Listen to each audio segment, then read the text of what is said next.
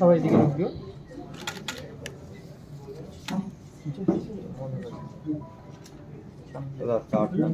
Phenomenal, খুব ভালো লেগেছে আমার এই পুরো জার্নিটা, কারণ গল্পটা খুব সুন্দর, এত দারুণ ভাবে এক্সিকিউট হয়েছে।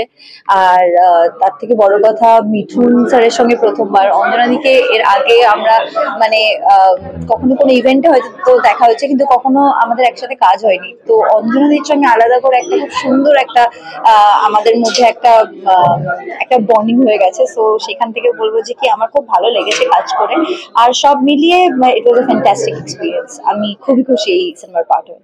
ফার্স্ট টাইম এমজির সঙ্গে কাজ, সেই এক্সপেরিয়েন্স দেখে মানে ফার্স্ট টাইম এমজি ওকে, সেটাই তো বললাম যে কি দারুণ লেগেছে।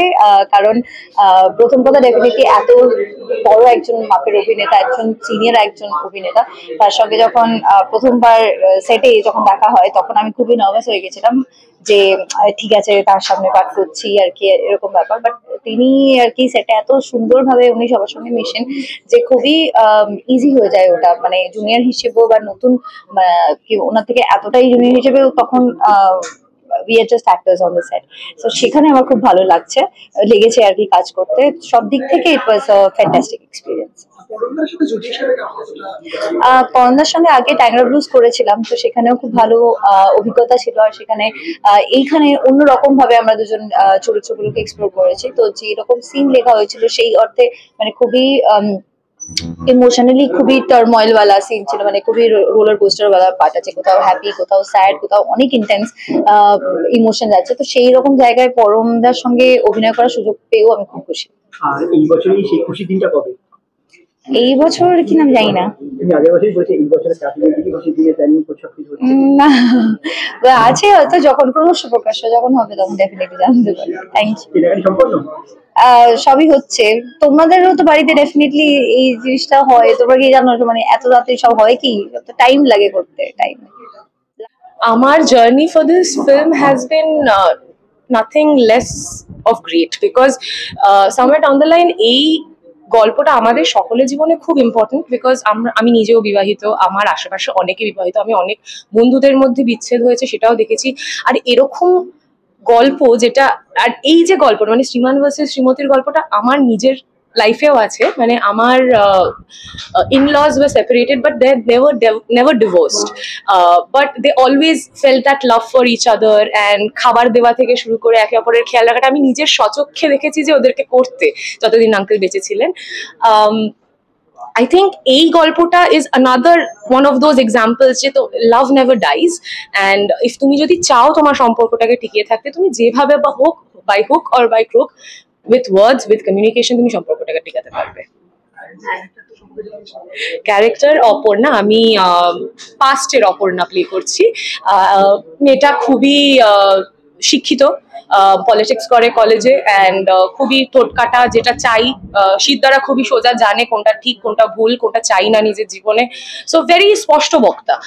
অ্যান্ড সেখান থেকে দাঁড়িয়ে আজকে যখন ওর ভালোবাসার সংসারের মধ্যে একটা এমন একটা জিনিস হচ্ছে যেটাতে মানে ওর কিছু করার নেই, সেখান থেকে ও নিজে স্যাক্রিফাইস করে বেরিয়ে আসে। অ্যান্ড তারপরে কিন্তু ভালোবাসাটা কোথাও গিয়ে কমে না, তাও সে খেয়াল রাখতে থাকে প্রেজেন্টের অপর্ণা, মানে অঞ্জনাদি যে চরিত্রটা করছে, যে প্রেজেন্টের অপর্ণা কিন্তু এখনো যখন কোর্টে যায় তখনও আলু পোস্ত নিয়ে যায়, তখনও সেই ভালোবাসাগুলো রয়েছে। সো আই থিঙ্ক অপর্ণা, ছোট অপর্ণা বড় অপর্ণা দুজন মিলে একটা খুব কিউট অ্যান্ড লাভলি কি বলবো প্রোটাগনিস্ট ক্যারেক্টারের সৃষ্টি করেছে।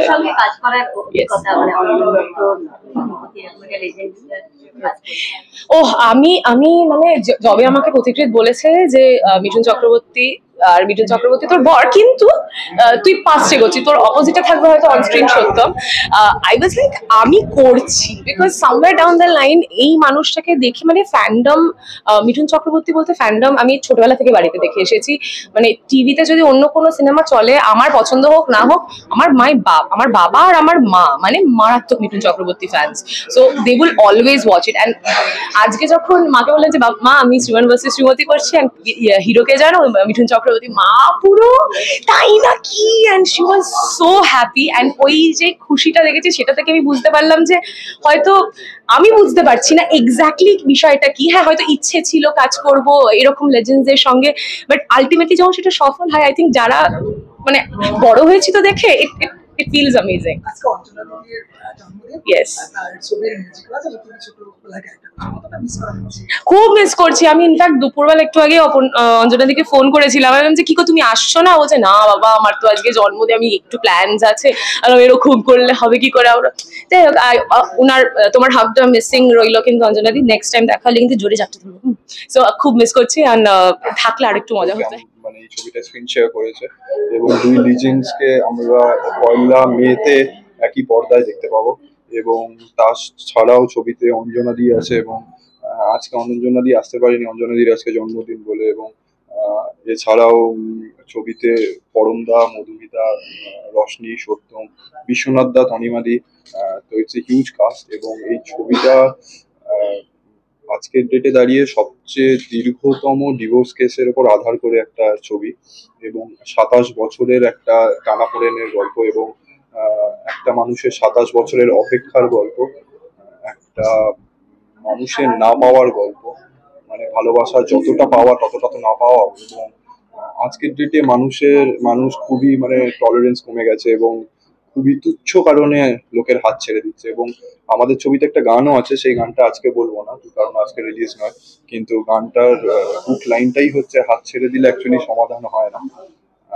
তো পয়লা মে যারাই এই ছবিটা হলে এসে দেখবে, তাদেরকে এই ছবিটা নতুন করে হাত ধরতে শেখাবে, কারণ এবং নতুন করে ভালোবাসতে শেখাবে। কারণ একটা ভালোবাসাই তো মানুষকে একটা মানে একটা ছেলেকে বা একটা মেয়েকে মানুষ ভালোবাসাই হয়তো পরিপূর্ণতা দেয়। মানে একটা মানুষের প্রায়োরিটিকে নিজের থেকে আগে ভাবাটাই হয়তো একটা মানুষকে উত্তীর্ণ করে একটা লেভেলে। সেই ভালোবাসায় নতুন করে ফেলতে শেখাবে শ্রীমান ভার্সেস শ্রীমতী।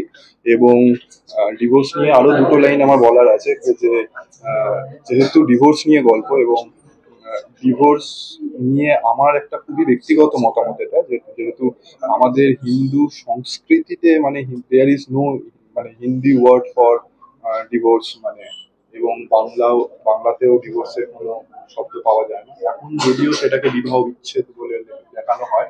তো কারণ আমাদের এখানে হাত ছেড়ে দেওয়ার কোনো অপশনই থাকে না অ্যাকচুয়ালি।